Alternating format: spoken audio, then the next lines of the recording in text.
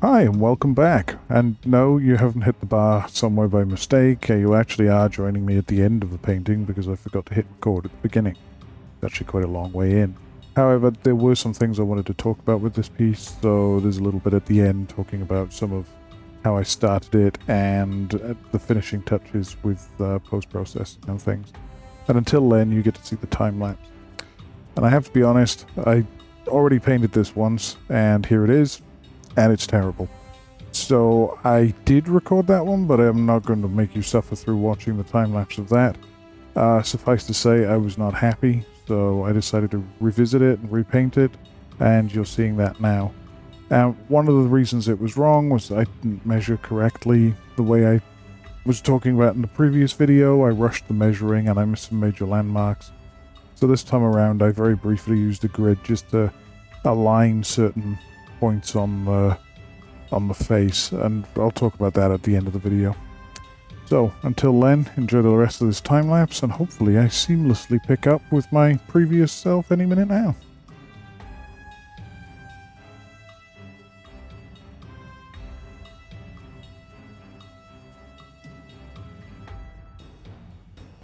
And here we are. Hopefully that was a reasonably nice introduction I gave myself just a few minutes ago.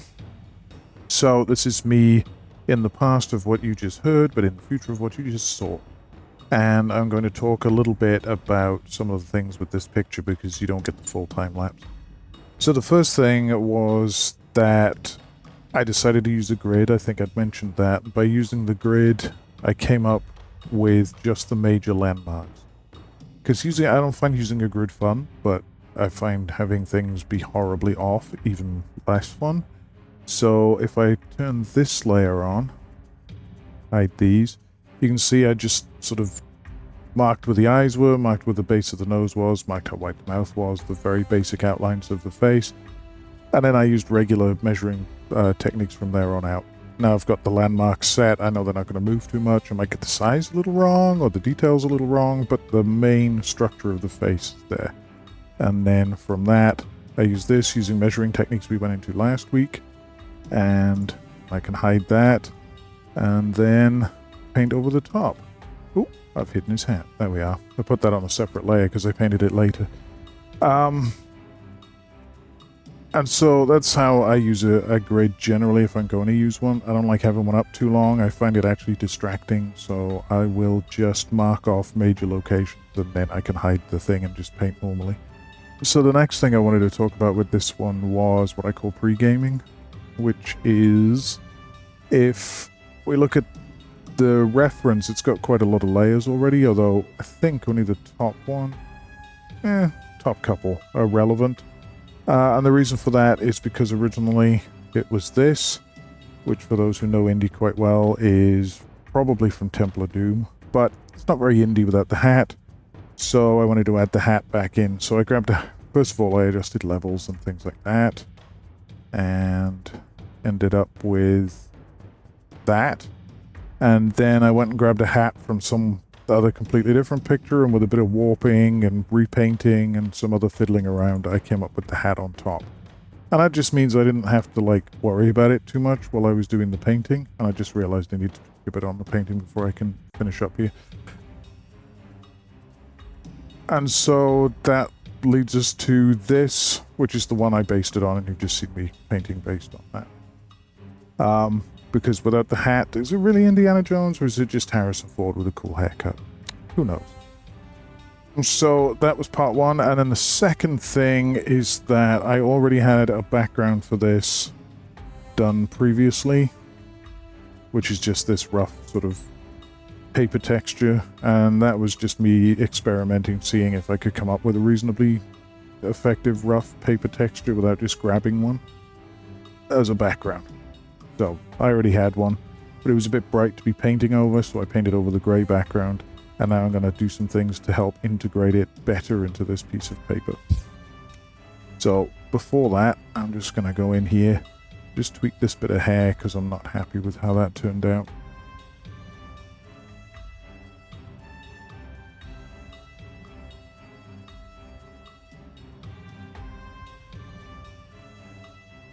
Okay, so I'm slightly happy with that.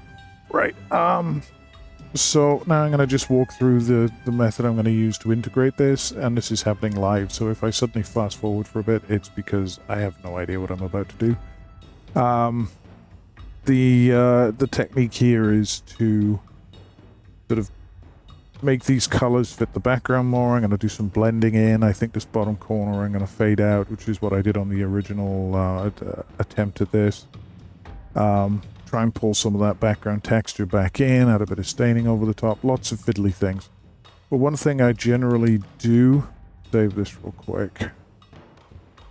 One thing I generally do is add a little bit of noise to the image. I don't always do that. But for something that I'm trying to make sort of look cinematic and that sort of thing, I find it quite a useful technique. So I'm going to copy Indy real quick, and then I'm going to fill him with gray. Well, you can actually see the bits I haven't painted. Now the background's showing through. I'm going to add a noise to that. I'm going to blur that noise a little bit.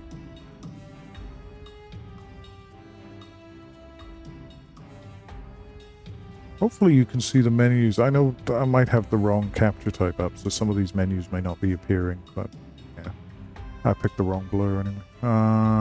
Gaussian blur, there we go. 2 pixels is actually pretty good. Go on, let's go with that. There we go. I want to do a soft light. Now it's a bit noisy, obviously. I'll need to tone it down. That just brings a little bit of that sort of film grain back into the image. Now I'm going to overlay this background on top of it. And if I just do it like this, it's not going to look very good. Oh, actually, it looks better than I was expecting. But it isn't quite what I was looking for. So I will do a high pass on that. The high pass does kind of the opposite of blur. Did I copy the wrong? No, I didn't. Okay. High pass does like the opposite of blur, so it kind of sharpens things up. If I zoom out, let's see. Like down in this bottom corner, anything that's already slightly blurry, it sort of removes it, and it leaves the sharp elements of it. And it's actually a way of doing sharpen quite well, but I want to keep some of that detail in there, as well as this. But you'll note that the bigger aspects of it have now been removed, and when I hard light over, it's pulling some of that texture back into the image. That's kind of cool. Right. Dupe Indy. Oh, big chunk there. I'm actually going to duplicate Indy a couple times so he doesn't have big holes in him. Because every time there's a slightly transparent bit, and then I merge it together, that slightly transparent bit becomes less transparent. So if I duplicate Indy again now, you'll see that there's much less of a jump in the areas around his chin there. Okay. Next thing I'm going to do is blur this. So I just did high pass, and I'm going to do a Gaussian blur on Indy. Why am I going to do a Gaussian blur on it? Wait. I can push that quite a bit. There we are. And now if I do a soft light over the top, that really helps build up contrast. It's a bit too much, so I'm going to tone it back. But it helps build up contrast, but because I've blurred it, it's not sort of adding to the sharper edges of the paintbrush strokes. So it makes it feel a little bit more natural without doing a huge amount of work. But I'm going to pull that back since it was adding quite a lot of the darker details. There we go. Grab all of these. And what does that look like with the overlay? Actually looks pretty good.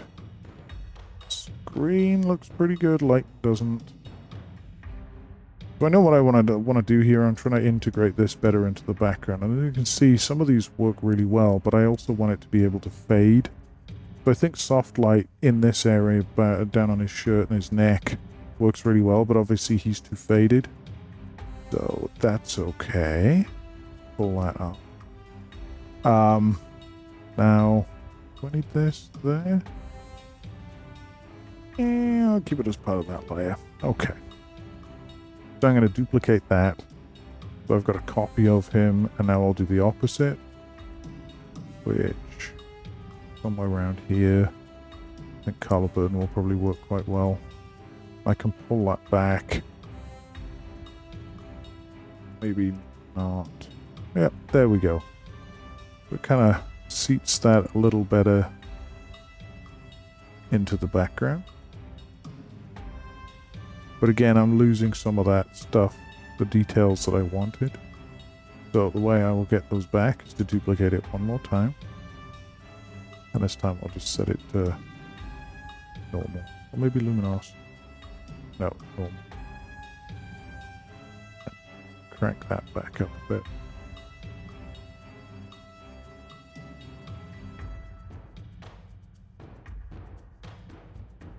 And now I've got those, I'm going to set up 3 masks, and then I'll let each layer sort of reveal the one below it. Layer mask. Reveal all. Layer mask. Reveal all. And layer mask. Reveal.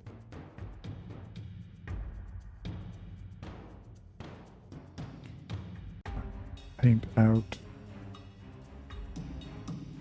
Kind of wanted something a bit crunchier than this, but one is definitely the quickest. Normally this is a bit faster if I'm going to bother doing it, but I'm talking to you while I'm doing it. So. Okay. Whoa, what happened there, Photoshop? Okay, I'm probably using too much memory or something. Do I have anything open I can close? No, I don't know why it's doing that. Maybe I need to update my graphics drivers. So I'm going to have to guess.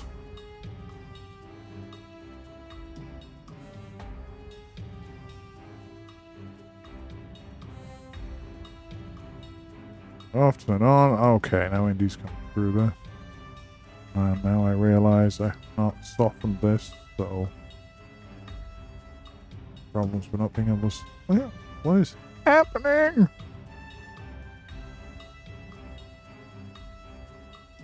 Alright, so Indy's head comes through quite nicely. And then for this one, I quite like the hat. Kind of the way it looks already. This one seems to be behaving far better. Hey. Gun through. Oh, there it goes. This is happening.